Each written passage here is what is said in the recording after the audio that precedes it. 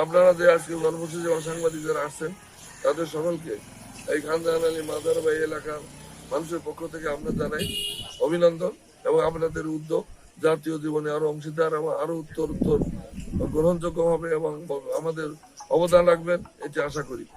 পৃথিবীর বিভিন্ন দেশের তুলনায় আমাদের দেশের লোক সংখ্যা অনেক বেশি এবং মানুষ আমরা অসচেতন বিধায় আমাদের প্রাকৃতিক ভারসাম্য রক্ষা বেশি প্রয়োজন। আমরা গাছ লাগাবো, ফলজ, বনজ এবং ঔষধি গাছ, যেটা আমাদের জাতীয় জীবনে অনেক অবদান রাখবে। সমৃদ্ধি হতে হলে পরিবেশকে ভালো রাখতে হবে এবং বৃক্ষরোপণ করতে হবে।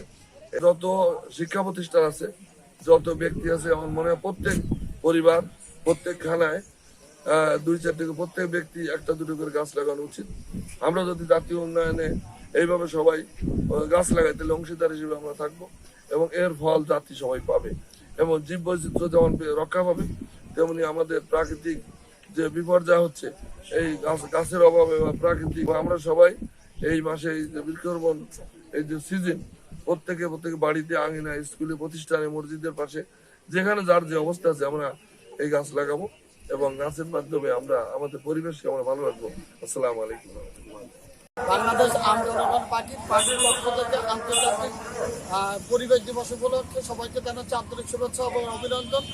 আজকে বাংলাদেশের বিভিন্ন অঞ্চলে যে আম জনগণ পার্টির পক্ষ থেকে যে পরিবেশ দিবস উপলক্ষে বৃক্ষরোপণ কর্মসূচি গ্রহণ করা হয়েছে, তারই ধারাবাহিকতায় বাগেরহাটে আজকে আমরা খানজাহান আলী মাজার সংলগ্ন একাধিক জায়গায় আমরা বৃক্ষরোপণ করেছি।